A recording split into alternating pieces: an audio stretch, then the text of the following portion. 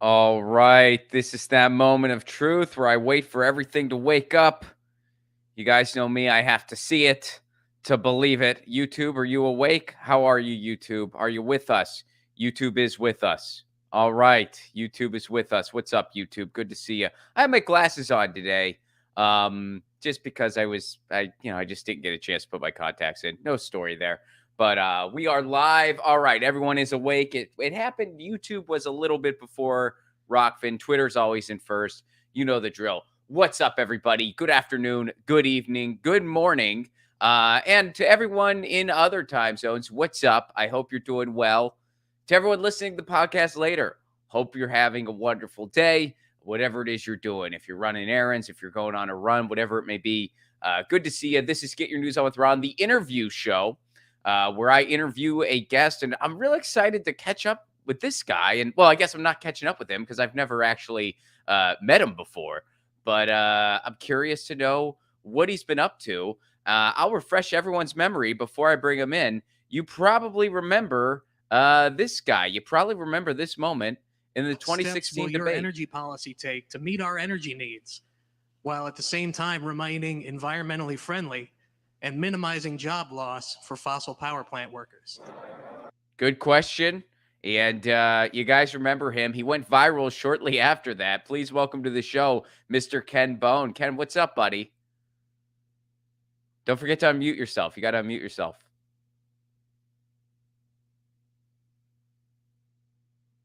You got it? There you go. Just really, really starting things off on the right foot. So professional on my part. Anyway, appreciate you having me on. And always love to hear the sound of my own voice asking that question and choking on some of my words again. I'm sure you've never heard it before. No one's ever played it for you. I'm the first one. No, it's really a flashback. I haven't heard it for years. Oh, really? Oh, okay, cool. Well, so let's go with the $1 million question to start out, Ken. I'm sure you've been asked this before, but man, I'll just go for the gullet here. You guys who asked the questions at the presidential debate, are you plants? No, I always assumed that it was plants. But like, hand to God, here's how it works. I'm sitting on my couch on a Sunday afternoon watching Futurama because I have nothing else to do. My phone rings. It's a number I don't recognize from Omaha, Nebraska. And I figure it's a bill collector because I'm like a month behind on my car payment because I suck at money. So I'm like, well, I better answer and try to talk them out of towing my car away. And I answer, and it's the Gallup poll. And they're like, you want to take a survey? I'm like, well, yeah, I don't give a shit. Sure, I'll take a survey. And they ask you who you're going to vote for. By the way, that's the best answer they give when they do those. When you're calling on the phone, you're not going to get anybody even a single day younger than me. They're lucky they even got me. And it was only because I thought it was somebody else. And most people are like, no, I don't want to take a survey, cram it. But I was bored and I was, just sitting there drinking beer, watching cartoons. So I don't care. So I take the survey. They ask, who are you going to vote for? How likely are you to change your mind? And this is pre-Access Hollywood tape. So that's something I get a lot of flack about. Like, how could you possibly ever consider voting for Donald Trump? I'm like, well, because I didn't really know hardly anything about either of the candidates. Well, I knew a lot about Clinton because she'd been in power since I was like a junior in high school. But I didn't know Trump outside of the fact that he was a TV host and made a lot of money doing crooked real estate deals and inherited it from his dad or whatever. It was before a lot of the worst of the Trumpiness came out, and it was before the Hillary FBI stuff. So you were much more likely to get uncommitted voters. Sure. Then. So I said, like, I guess I'm not that likely to change my mind, but anything could happen. And then anything did happen to whoever you were going to vote for. But anyway, by the end, you get through all these screening questions, and they're like, this wasn't really just a regular survey. We were screening candidates to see who would be technically an uncommitted voter and could come to the debate, which is in your area. I'm like, oh, neat. And they're like, yeah, we'd like you to ask a question. So I asked them, what's the question? And they said, you have to write it yourself. I'm like, oh, so do I send it to you? And they're like, no, don't show it to anybody. If like we see it on social media, you get disqualified and we go with one of the backups. Don't show it to anybody. Okay. Don't talk to anybody in the press because we want you to ask your question, not theirs. And the first person we shared it with is the moderators when you get there that morning. So, So we the told our moderators do questions- know ahead of time. The moderators knew what our questions would be, but those were so it's kind of like the moderators are asking the questions, but we wrote the pool of questions, and instead of them asking themselves, they call on us to read it. But they did get to know them. The moderators got to know them in a few hours in advance, so they could like sort them into piles. Like, all right, here's all the foreign policy ones, here's all the economy ones, and I guess I was the only energy sector one and got called on. Which answer were you more impressed with? Do you remember? Both answers were stupid. They were typical politician answers. Hillary got to go first, and she was like, "Oh, you're probably in the industry, aren't you?" And I'm like, well, "You're not allowed to talk back to him at that point." So I'm just like, "Yeah." And she's like, "Well, energy's important to this country, and that's why it's so terrible that Donald Trump uses Chinese steel to build his buildings." I'm like, "What the fuck? What does that mean?" So she didn't even answer the question. She just no. And then Trump even less so. When it got to be his turn to talk, he didn't really matter.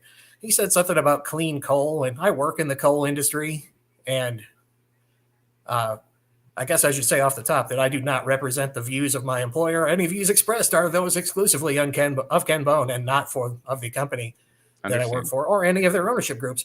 But coal's not clean. It's fucking gross. We spent $1 billion on environmental controls so that it wouldn't be gross by the time we put it out. But those are like the latest. Not every place has those. There's still plants out there that put that crap right out into the atmosphere. We're working on hopefully getting investors for carbon capture, but that's a whole different issue. Like that barely exists at scale right now. And hopefully we'll be able to get that going in the next couple of years. But yeah, that's coal. If you just dig it up out of the ground and set it up on fire, that's not clean. That's disgusting. Quite true. Yeah. So who'd you end up voting for in 2016? I voted for Clinton because I thought she was better than Trump, and I fell victim to the lesser of two evils thing. Sure. And then in 2020, I decided I'm not doing the lesser of two evils thing, especially living in Illinois. Thanks to the Electoral College, my vote matters so little in Southern Illinois for president.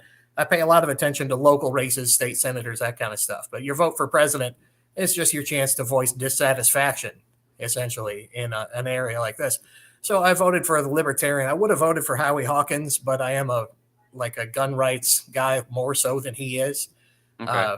Definitely not to the extent of the Libertarian Party, but more than Howie. But that was kind of the deciding factor between those two, even though I knew neither of them would win anyway.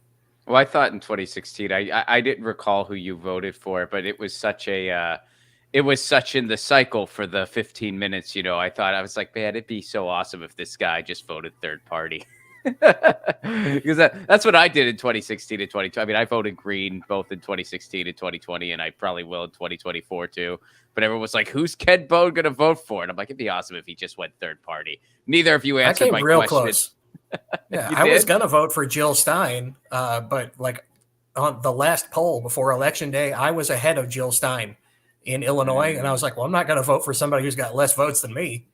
You know what's crazy, man? I had this experience. I was doing a college show outside of, it was actually in St. Louis. It was a community college in St. Louis where around where you live. And, I'm like billed as a political act and whatnot, still am. And I did my show, and then afterwards I was doing a Q&A, and this was right before the election. So of course I got asked, who are you going to vote for? And so I answered it honestly. I said, I'm going to vote for Jill Stein. And I wasn't sure how people were going to react. And I got applause and a standing ovation. Random show at a community college in St. Louis. Now, it turns out a bunch of like the students from the Green Party were there. So that probably had something to do with it. But it was still, I was not expecting it. I was like, wow, okay, cool.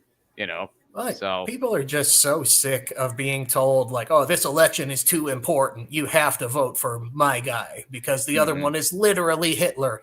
It's been literally Hitler versus other literally Hitler since like 1992. Can we quit with this bullshit?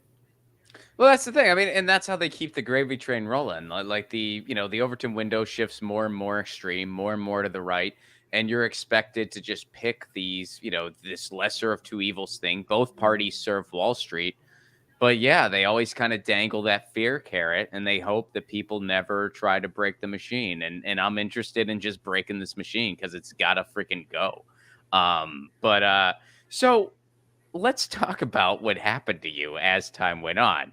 You went viral. Now, first of all, did you expect to go viral? And second part of that question, if someone said to you, well, I guess I am saying to you, why did you go viral? What's your answer for that? Well, I didn't expect it at all. Like when they're doing all of our prep stuff in the mornings, the debate was at like 7 or 8 p.m.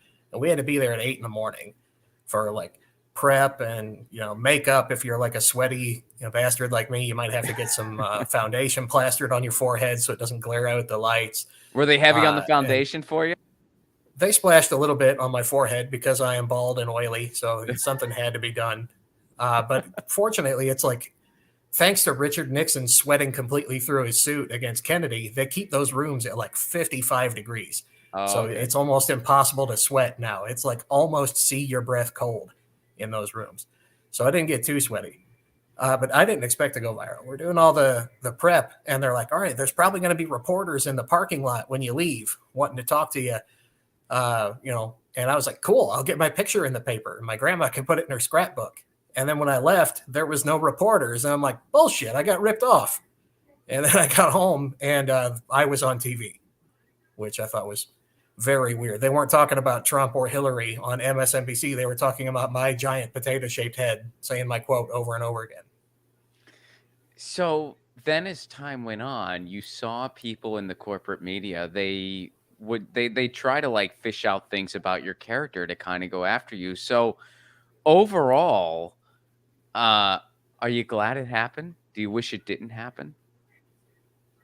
Well, I mean, it's a really weird thing because now it's been 5.5 years, and it's really weird to not quite be 40 years old and look back and be like, the most interesting, most consequential thing I have ever done for sure, it's already over. So what the hell do I do now? So that's like an existential dread thing you get at night sometimes.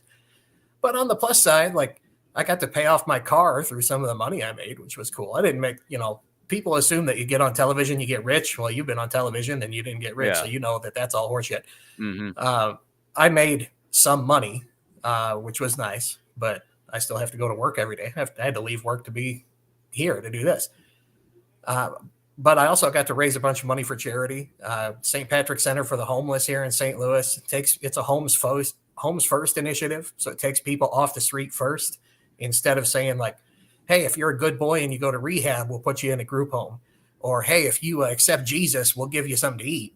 It's like, no, let's take a homeless person and put them in an apartment and then get them job training or substance abuse counseling or, whatever they access need. to legal counseling to get them orders of protection and restraining orders. Because a lot of people are escaping abuse or whatever they actually need.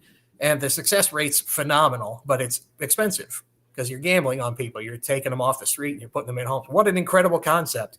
Instead of spending $500,000 to keep people living under a bridge and putting spikes on park benches so they can't lay down, we take homeless people off the street and put them in homes. Incredible concept. But I was able to raise. That doesn't sound very libertarian of you, by the way. I think the libertarian side of me is just the government shouldn't tell me what to do. That's the only real libertarian belief that I have. The rest of me is like, hey, we're the richest society in the history of humanity. Maybe we could have more of a Scandinavian model where the government doesn't necessarily need to own everything. But as long as the government's got access to all this money and all this stuff that they say capitalism is great and capitalism brings in all this cash, well, the government's raking in cash. And what are we using it for? We're using it to drop explosives on brown people and their children. Like, what the fuck is up with that? Why don't we use some of that money to give me, I don't know, health insurance? I've had an incredible experience in my life, and I really, really, really wish I could write a book about it. But I'm not that good at writing books. Just take your time, man. I've tried. Yeah, I've been working on it over time, but I'm not very good at it. And I can't afford to pay a professional to do it for me. Also, that would be kind of disingenuous and weird. So it's not done. By the time it gets done, maybe nobody will care anymore. But if I didn't have to depend on my job for health care for me and my wife and my kid, maybe I could have like taken 6 months off of work and done it. Or maybe I could have started a business, or maybe my dad wouldn't have to, if my dad's disabled, maybe he wouldn't have to worry so much about going to the dentist, that kind of shit. If only everything in this country wasn't completely dependent on who you work for. Yeah. Yeah, absolutely, man. That's really well said. And you bring up Scandinavian models when you were talking about the homeless program that you've been giving money to, which by the way, I mean, kudos to you for doing that. That's freaking awesome. I believe like that can be traced back to like a Scandinavian project that they did called, it's literally just called Housing First. And then they tried this. Yeah, you're absolutely right on that. There's a great documentary about it. And Oh, cool. I want to say Norway, but it could have been one of the other, countries in that region. What are those places where people are happy? Yeah. And then there was a professor here in the US that was like, maybe that's actually a good idea. And as long as, I was raised in the 80s and 90s, so I was just hooked up to the crack pipe of American exceptionalism. America's so fucking awesome. It's the greatest country in the history of the world. Well, maybe we should show that by taking these models from other countries and being like, you know what? That's great. I bet we can do it better. Yeah, if you want to say American exceptionalism, then give it a shot. Take their social program and make it cheaper or better or something. No kidding, man. Right? We always want to be number one. Well, look at these great things other countries are doing. Let's try to do our own version of that and make it better. I'm with you 100%. So, were you glad it happened or not? You kind of you gave details, but you didn't just say like, yes, I'm glad it happened. I wish it hadn't happened. Oh, sorry, dude. I've gone to too many cocktail parties with minor dignitaries and congressional aides and shit. I forgot to give a real answer. Yes, okay. Overall, if I had the option to say, you can do it again, but it has to do exactly the same. You can't change anything, or you don't do it, I'd say, yes, I'd do it again. Nice. Well, what were some of, you brought up some of the good moments. What were some of the bad moments? Like when you saw people like kind of going after your character, and especially since it just seemed like it was for clicks, I mean, I don't remember all the details. It's going back, and I have a feeling like you and I probably don't agree on everything, but like it seemed like they just wanted to have this contrarian clickbait where it's like, oh, Ken Bone, he's actually not so great of a guy. Click here. Like, what was going through your head when you saw stuff like that? You're like, I'm just a dude who asked a question. I'm just trying to live my life. I just try my best, Well, that's almost exactly the headline that the New York Post used. Turns out Ken Bone is actually an awful guy. And I'm like, come on, man. So now my grandma knows what kind of porn I've seen, and like, that kind of stuff is a bummer. What did she say? Did she have a take on that? Ken, let's talk about your porn habits. Abstain. Yeah, she's like, she made a joke about it one time about how my grandpa used to look at stuff too. I'm like, yeah, I know. I was the one that fixed his computer when he'd pick up viruses. But I was never into some stuff as good as him. He was like, I don't know what I accidentally clicked on while I was playing backgammon. I'm like, Pop, there's no link from backgammon to interracial fisting. Okay, there's a couple steps in between there that you must have gone through. But I've had the bomb squad at my house like 3 or 4 times. That's never very fun. Why? Because people would call in bomb threats. I was giving a speech at St. Louis University like a couple days before the election, encouraging these college students, like, go out and vote, and don't lose sight of the real goal. Don't get out into the workforce and become some heartless cog in the freaking machine. Remember to participate in your community, and even if you don't care who the president's going to be, vote for mayor, vote for city council, that kind of stuff. And then I'm, feeling pretty good about that. Had a great Q&A where I got off some good one-liners, which I love. And then on the way home, somebody called me with the voice scrambler on, which was not unusual in those days. And he was like, hey, what are you doing? I was like, I'm on my way home, which was a stupid answer. You should never, ever, ever tell an anonymous person that you're not home. You should always tell them that you're at home cleaning your bazooka or something, or feeding your Dobermans. But I was like, I'm on my way home. So the first thing, he hung up on me and immediately called the cops and said, I'm at Ken Bone's house. I left a bomb in the basement and I shot his wife. So here comes the SWAT team. Here comes the bomb sniffing equipment, all that shit. So I get home and it's raining, and I have to call my wife and tell her, come to the front door with your hands up. I'm not kidding. And come outside. Jesus. And she comes outside, and my kid is already asleep. He's 13 at the time, and the cops won't let me go back in after him. They go in full flak jackets and, AR-15s or whatever, and have to grab up my kid out of bed and quickly escort him outside the house so they can look for a shooter or a bomb in the rain. And also the Cubs won the World Series that night. They won Game 7. So overall, it was like the worst day ever. You're a Cardinals fan, I take it, right? Yeah, being from the St. Louis area, it's like the law. They make you. Man, and you're still glad all this happened. You're still glad overall for it. Yeah, I mean, those days like that were terrible, but they were infrequent. How many times? Mostly. How many times did something like that happen? Like estimate. I mean, you might. That was the biggest one. I know we've had the cops come to the house because of threats or whatever. Let's see. They actually had to come into the house, I think, 3 or 4 times, and they just did like increased drive-bys and patrols in our subdivision for probably a couple months. Threatening phone calls and stuff, maybe a dozen or so. So it sticks with you, but it's not that often, I guess. Were any of them sincere, or were these just people just having too much time on their hands and just, pranking more or less? The only one that they found out who it was for sure was a 13-year-old kid who thinks shit's funny because he saw it on the internet. Right, of course. I mean, because it's just like, why? I don't understand, like, why you would bring out hate in anyone. It's like you're just a dude who asked a question, who's just, living your life, really. Like, it's... And I still, I mean, I don't really have the answer to, like, why you went viral. I mean, it's like, I mean, your question was a well-framed question. It was fine. And you were, I mean, I guess you're kind of a peculiar, you had like a bright red sweater on. It was kind of like a likable meme and stuff. But I don't have the answer to why exactly you took the internet by storm. I mean, that's why I asked your question. I asked you the question. Yeah, I had like, a relatively articulate question about an important topic. It, kind of encompassed the environment and energy prices and jobs. And, those are 3 of your top, like, 10 political things, right. There. And also, I've got a weird name. Like, Bone is that really is my name. Ask my great-grandfather Bentley. So that got to people. The outfit got to people. And plus, it was the most, like, everything in politics is hateful and awful now. Sometimes it's easy to forget that before 2015, there was contention and there was all that stuff, but you didn't necessarily hate everybody. Well, starting with about 2016 with that election cycle, everybody fucking hates everybody now.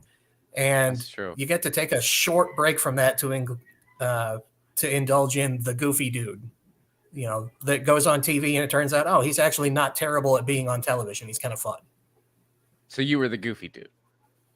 I think so. Yeah. The goofy guy who still kind of had something to say. I like to think of myself as the very special episode of the sitcom. Like, it's still sitcom insanity, but maybe you talk about an actual issue for the last 2 minutes of the show. Well, and that's the thing, man, because your question, and I mean, it was a well-written, well-thought-out question, but it was also a question that they should have a pre-planned answer for. Like, your question was very much just like, energy, it's important, but we got to be thinking about the future. How are you going to do that while still taking care of people's jobs while also being environmentally conscious? They should have a canned, ready answer for that. And neither of them did, which was remarkable. Oh, yeah. So I guess they're both just like, go look at my answer on my website. I'm like, no, I'm giving you a chance to talk to the people that are not going to look at your damn website. Give us the bullet points real quick. And maybe some people will actually look at the longer form stuff, because the environment's important. I live in it. We all live in it. We love it. But there's not like a big giant light switch at the White House where they can just say, okay, coal power plants, click, they're off. Well, we'd run out of electricity. What are we going to replace it with? oh, we'll invent better batteries someday. Well, you can't hang your hat on we might invent something Now better someday. someday. Let's invest in that shit.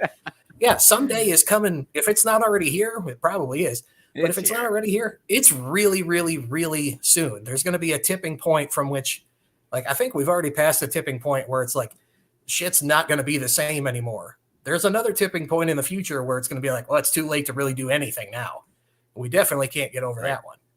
Oh, yeah. I mean, the IPCC report just came out. Yeah, you got to do something. And that's your chance to say, like, here's the something that I want to do. Yeah, we're not going to put all these people out of work, but how about we'll give you, I don't know, 5 years, 10 years or whatever, or you got to have these emissions limits like we put on cars, or I don't fucking know. I'm not an environmental scientist. These are the people that are supposed to know or have, advisors that know. And instead, they just wanted to peck at each other about what kind of steel they use in their construction. So, like, going back, and I don't want to spend too much time in 2016, but it's like when it came to that particular issue, it seemed like Donald Trump was making a bunch of ridiculous, empty promises where it's like, okay, there's no way that's going to happen. You're just kind of saying words. Whereas Hillary Clinton made no promises whatsoever.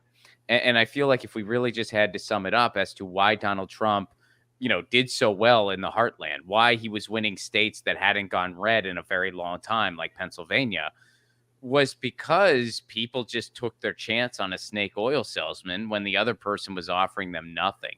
Do you think Hillary Clinton, and then looking at it bigger picture, I guess the Democratic Party in general, do you think if they actually made a commitment, and this is as somebody who works in the industry as you are, if they made a true commitment to say, look, we are going to have a just transition to the future of energy that's going to be green and sustainable, and we are going to need you to be part of this. You are going to have a job in all of this, and it's going to be a cleaner job and a sustainable job and a job that's going to take us into the future. You're going to be part of this, so you don't need to worry about your job. We're just moving to a better tomorrow where your job is safer and cleaner, and you're not going to have to worry about your lungs or anything like that anymore. Do you think that would win? I think it would, because they're only willing to go halfway with it now. They're willing to say, like, oh, yeah, we'll make this transition. And you could always get a job working on wind turbines. And then when somebody inside the business like me says, like, hey, first off, I don't know how to work on wind turbines. And also, I looked it up, and those wind turbine jobs only pay like half as much. And I got to move 3 states away. What about my sick grandma? I can't take her with me. What about my house? Nobody's going to want to buy it. I'm going to be underwater and be screwed for the rest of my life on what is supposed to be our number one wealth asset is your house. What do I do about that? And they're like, you ask too many questions. Shut up. Okay. We need real concrete plans for that. And they don't exist. They don't have it because they don't want to talk about them. And the nasty part about it is because to do that, you need like a 20-year plan with a 2-year election cycle. It's real fucking hard to get people, Congress people or presidents to commit to stuff that takes a generation when they got to think about getting reelected starting tomorrow. It's a rough system to get anything done that can't be done in a week and a half. That's true. And then the other side of it, too, is their donors, the people who really pad their pockets, the people who they're really working for, they don't want these types of changes. Wall Street does not want a more environmentally friendly world because they're profiting too much off of oil and gas. They're profiting too much off of the status quo. So they don't want it to change. And that's sort of like the catch-22 we're in. They really call the shots. They don't want things to change. But for things to change, their profit motive needs to be stripped away. And that can only happen through policy. So here's the tug of war that we find ourselves in, man. It's pretty crazy. It was something I believed when I was younger that I've been sadly disillusioned on was, yeah, sure, Conoco and Shell and all those corporations, they're evil. But like, if there was really money in electric cars, maybe they'll turn good and they'll sell them instead. Well, now there is money in electric cars. Only Shell ain't making. Like, what the hell is stopping these giant evil corporate overlords, these oligarchs, from saying like, hey, we can make money and be environmentally friendly, or we can at least pretend to. Let's get out there and make a Tesla competitor. And they don't even freaking try.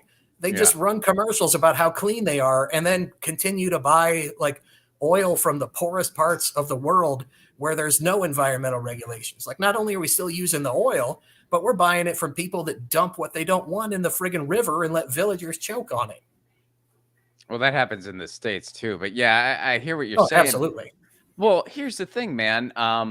Dr. Kaboob, who was on this show about a week ago, he kind of broke that down. Where like really what it comes down to is like, Wall Street, the way they operate, you have these handful of financial hedgers, whatever, and they own pretty much everything. They're concerned about their portfolio of assets.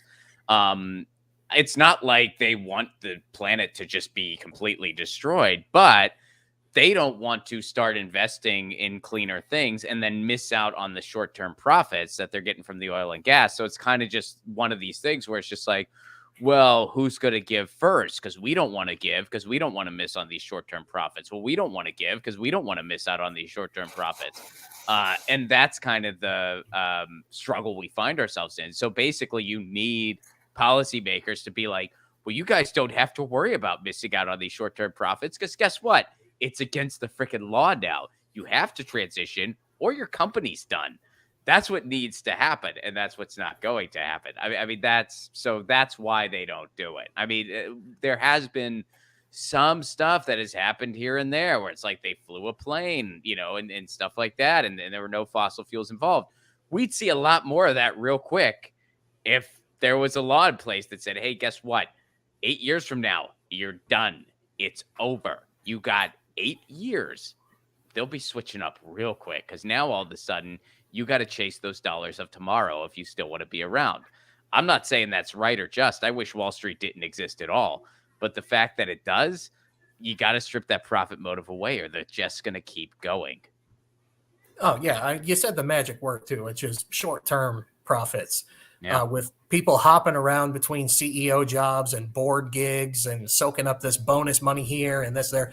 The only thing that we seem to care about is this quarter's earnings. Or maybe if we're really long thinkers, we'll think about next quarter's earnings. Well, like over in Japan, an example I like to bring up is Nintendo, which I love because I'm a nerd who plays a lot of video games. Nintendo has enough cash on hand where they could not make a dime for, and I forget the exact number, but it's something insane, like a decade. They have a decade's worth of operating expenses in hand. And when they did bad, their CEO was like, I'm not taking my bonus this year because I feel ashamed that we did bad this year. Like, holy shit, how completely different is that from, hey, why don't we go ahead and make $6 billion this term or this quarter, and then we'll give you a big bonus, and then we'll all dump our stock to all the suckers on Robinhood that still have it next quarter. And that's all that matters to every one of these friggin' companies. And once that, you can't switch to electric vehicles or biomass fuel or whatever in a quarter. So they're not interested. Right. Yeah, exactly. So getting back to you. So do you feel, have you changed politically like over the past 5 years or so? And if so, how? How has the experience that you went through informed your politics? Are you still just the same guy or are you still like, are you a little more, just take that question and run with it. As a person, I'm still the same person, but I am a little more left-leaning than I used to be because I've got more involvement now in seeing private sector programs like the St. Patrick's Center are amazing. But with their leadership and their resources being so limited because you have to either have volunteers or you have to have workers that they pay all their workers in the program a prevailing wage that they can actually live, but nobody's getting rich working over there. Sure. And people have to leave for, different jobs to help sustain their families. And they can only help so many clients a year. So I'm like, well, we just increased the budget for the military again, even more than they asked for again, just the increase. I'm not talking about and I'm sure you've gone over this figure on your show before, but we're not talking about cutting the entire military by a third, which we probably could and get away with it easily and see very little change. Easily, yeah. But we're only talking about just don't give them the increase. Spend the increase on something else for 1 year. You could eliminate homelessness for fucking ever. There wouldn't be a single homeless person in the United States just on the extra amount we spent more than they asked for. So that makes me think the private sector has some great ideas.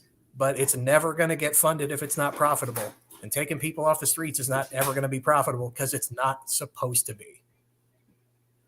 That's interesting, man. It's interesting that you're just like, I got to ask Hillary Clinton and Donald Trump a question directly, and now I'm more left-leaning because that's how shitty both of them did. Well, yeah, essentially. Well, I mean, a lot of people get more right-leaning as they get older. I wasn't super right-leaning in the first place. When I was super young, I was, because it was, being raised by hardcore Republicans. My grandparents are awesome people, but they were very much Reaganites, who came of age in the 60s, 70s, and 80s. But then getting out of their house and being like, oh, I have to work full time and I have to apply for food stamps and government assistance so I can feed my kid. Isn't that kind of like the government? Like we're putting a middleman in the middle where my company gets the benefit from my labor. I have to pay taxes on that labor. And then the government has to subsidize me so I can live. How is that any different from the government just subsidizing the pipe fittings warehouse that I'm working in? Putting little pipe fittings into boxes. It's not. And now it's even worse. It's even more widespread. Amazon's getting billions of dollars in assistance for their workers, and Walmart and McDonald's and everybody else. If you can have somebody working for you full time, and now, I'm upper middle class now. I make a good living, not bragging, but I don't need assistance anymore. But my money is now being given in assistance to people who need it, which is great. That's what I want. I want a state where we could. But it's also being given to people whose companies are fucking them. Mm-hmm. And the assistance is coming from me instead of from those companies. That just seems unacceptable. So, if we had a more socially responsible government, you'd be happy to foot that tax bill because it would be going towards people's health care and a good social safety net. But instead, it's going to war and stuff like that. Yeah, my dad is disabled. He has an artificial heart valve and he has multiple sclerosis. He hasn't been able to work since he was 42 years old. And it kills him because we connect work to dignity in this society. Mm-hmm. So instead of him being able to do something productive like, write or to do anything, volunteer or a community garden or anything, he's kind of has to be sort of ashamed of himself, which he shouldn't be because he's a fantastic human being. My mom had a double mastectomy because she had breast cancer and she had to get that done with healthcare she got from the exchange, which, oh my God, how incredibly stressful is that? Like, oh, everybody can get healthcare now. Yeah, sure. If you've got two nickels to rub together, what if you don't? A lot of the healthcare that we're giving people access to sucks. It's not good. And now she's having to try to pay for, cancer upkeep meds on Medicare, which is really, really difficult because we don't fund the program properly and we don't allow Medicare to negotiate down drug prices. So Merck is like, oh yeah, Ann Bone wants to continue to be alive and not get her cancer to come back. That'll be $6,000 a month, please. And Medicare is just like, yeah, okay. You guys donate a lot of money to my boss's election campaign, so here you go. It's insanity. Yeah, that is nuts, man. Are you a Medicare for All guy? Yeah, I am. I used to not be. I used to think like, well, man, it'll be like the DMV where nobody ever gets anything. Well, we're not talking about like the doctors have to all be employed by the government. We're just talking about the government being the insurance company. Yep. And if insurance companies, the way they are now, are able to profit multiple billions of dollars a year, well, what if the government just did that instead and they didn't profit off of it? Then those multiple billions of dollars a year without changing anything would then go towards care of patients. And then if you actually made the hospitals behave themselves a little better, holy crap, how much more that would go. Mm-hmm. Yeah, well, it basically just takes out the middleman and just has an actual healthcare system. I always point out, I'm just like, we don't have a healthcare system. We have an exploitation system. That's what it is. Like when you just strip it down to its most basic component, you've taken human health, something that's non-negotiable. Like you can't negotiate on that, and you've made it a profit center. I mean, when you just think of that from a moral standpoint, it is sick beyond comprehension. So it's like you have to do away with that system. And whenever people propose these kind of middle of the road solutions, it's like saying it's like having a termite problem at your house and then hiring an exterminator who's like, I'm only going to take out some of the termites. The rest, they're going to behave better because I talk to them. Like, it doesn't work that way. You have We're to only going to completely leave change enough it. termites to eat your second floor. The rest of your house will probably be okay. As long as you sleep on your couch, you're going to be fine. You'll still have a kitchen and a living room. What are you bitching about? Yeah. After your deductible, we'll do something about the basement. Oh yeah, that pisses me off too. I have what's considered pretty good health insurance thanks to my pretty good job, and I still got to lay out like $8,000 out of pocket before they'll pay a friggin' dime. Between the I think the deductible for my family is like $3,000 or $4,000, and then our out of pocket 20% pay or whatever it is like they make it confusing on purpose. But the long and short of it is I got to pay. I could end up paying, in addition to my premiums, another like 20% of my income in a year if I end up getting in a car accident or something. And can I afford that? Yeah, it would suck, but I can afford it. I'd have to give up some stuff. Can, my brother afford it? My brother does window tinting on cars. No, he'd be fucked forever for the rest of his life. He'd be under this crushing debt. So let me ask you this, man. If you had a chance to ask a question, I mean, there's not a presidential election this year, but if you could ask a question of the midterms or anything like that, and you could ask Joe Biden a question, what would you ask him? I feel like we need to ask the exact same question I asked before, because we haven't really changed anything in the energy sector at all. I've been working at this job for 12 years now. The rules haven't really changed. Nothing's really changed. And like I said earlier, I don't speak for my company, but I do continue to work for them even after 12 years because I feel like my individual company does do a good job of trying to take care of the environment and all that. But that's only because we're publicly owned. We're like a co-op, like big giant corporate companies. They don't care. They only do as much as you make them, and nothing has changed in that regard. But if I worked for a big corporate utility, after the stuff I've learned and experienced over the last 10 years, I probably would have had to quit because I wouldn't have been able to take it. I'm glad I'm working for a place that actually seems to give a shit. Well, Ken, where can people go to, where do you want to direct people to learn more about you, or hopefully they can see an upcoming book from you sooner rather than later, but where do you want to direct people to go in closing here? Oh, I'm at Ken Bone on Twitter. It's the only place I'm really active. I used to have like 250,000 followers. 100,000 of them came to their senses, so I have a lot less now. But you can book me on Cameo if you want me to talk shit on your fantasy football buddies or tell your brother-in-law happy birthday and you have $20 extra. I'll take it from you. But that's all I really got. Right on, man. Well, dude, it was really cool to talk to you and see the man behind the red sweater and the questions. So I will say good luck to the Blues. I'm a Penguins fan, but good luck to the Blues as well. And yeah, thanks for being here, Ken. It was really cool to chat with you. I was happy to be here, Ron. I'll come back anytime. If you're hurting for actual guests, you know where to find me. Sounds good, man. Be well. Take care of yourself. Cheers. You too. Ken Bone. That was interesting. That's interesting. This is what it's been like for him the past like 5 or 6 years and what he's learned. And yeah, I too have moved further left as I've gotten older. Like, and I think it's more, for me, it's more like my principles and views haven't really changed much. I mean, I've kind of had all the same views since my early 20s, but my, I guess my naivety towards how that comes into play in the contemporary United States, that has changed.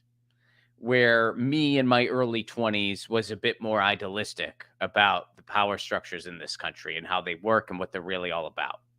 My views haven't changed. I mean, I've been for universal single payer healthcare since I knew what it was. I've always been against the wars, blah, blah, blah. But I guess I've gone further left because in the structural sense, there's been a loss of innocence. Anyway, tour dates, I got them.